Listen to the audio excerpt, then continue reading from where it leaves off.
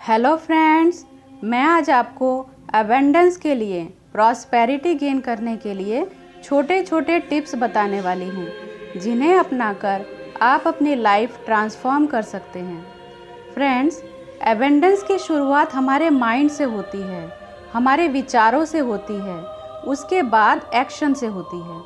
मतलब जिस तरह का विचार हमारे मन में आता है, हम उसी तरह का एक्शन लेते हैं।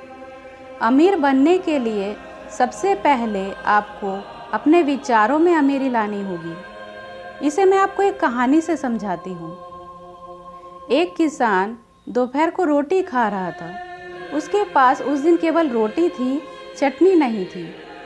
उसने थोड़ा सा पानी कटोरी में डाला और रोटी को पानी में भिगो भिगो कर खाने लगा। तभी वहाँ से एक महापुरुष गुजर रहे थे। उन्होंने यह नज़ारा देखा और उस किसान से पूछा, तुम रोटी को पानी में भिगोकर क्यों खा रहे हो? तब उस किसान ने बताया कि आज मेरे पास चटनी नहीं है, इसलिए मैं इस पानी को ही चटनी समझकर खा रहा हूँ। तब उस महापुरुष ने कहा, अगर तुम्हें विचार करके ही खाना है तो केवल चटनी का विचार ही क्यों कर रहे हो?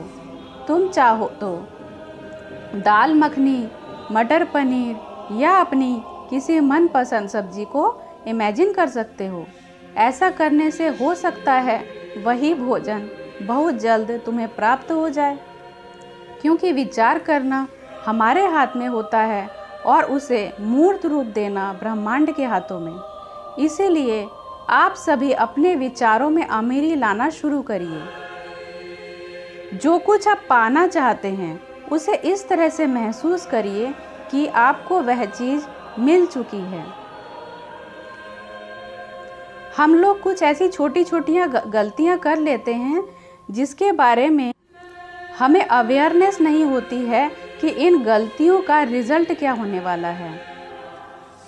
बहुत सी महिलाएं होती हैं जो सभी को खाना खिलाने के बाद बचा कुचा या बासी खाना स्वयं खाने लगती है। ऐसा करने से बचना चाहिए। यदि आपके घर में कोई कप या कोई बर्तन क्रैक है या थोड़ा सा भी टूटा हुआ है, ऐसे बर्तनों को तुरंत घर से बाहर कर देना चाहिए। कुछ महिलाओं को मैंने देखा है, वो परिवार के सभी सदस्यों को अच्छे बर्तनों में खाना देती हैं, लेकिन अपने लिए सबसे बेकार या छोटे बर्तन में खाना लेकर जैसे तैसे निकल जाती है। ऐसा करने से फ्रस्ट्रेशन बढ़ती है और फ्रस्ट्रेशन कई बीमारियों को दावत देती है।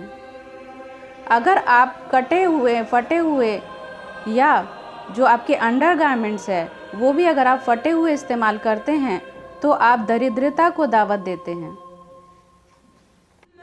आपको ये बातें बहुत छोटी छोटी लगती होंगी, लेकिन कहीं ना कहीं इन छोटी छोटी आदतों पर ही हमारा पूरा भविष्य निर्मित होता है।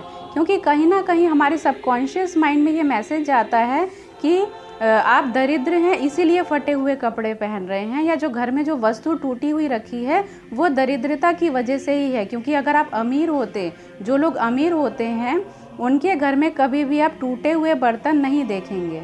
इसलिए इन छोटे छोटे टिप्स को आप अपनाना शुरू करिए। जैसे कि साल में एक बार अपने टॉयलेट का मग ज़रूर बदल दीजिए, और आपके बाथरूम में टूटी हुई बाल्टी या टूटा हुआ मग नहीं होना चाहिए। जो भी कबाड़ी आपने अपने घर में जमा करके रखी है उसे समय समय पर निकाल बाहर करिए। एक और महत्वपूर्ण बात, सब्जी वाले या रिक्शे वाले से ज़्यादा मोल भाव या बार्गेनिंग मत करिए। 5 रुपये या 10 रुपये बचाने से आप बहुत ज़्यादा बचत नहीं कर पाएंगे, किंतु 5 या 10 रुपये किसी गरीब या रिक्शे वाले को ज़्यादा देने से उसकी ब्लेसिंग्स कई गुना मल्टीप्लाई होकर आपको मिलने लगती है। और किसी बुराई या क्रिटिसाइज़ करने से बचिए।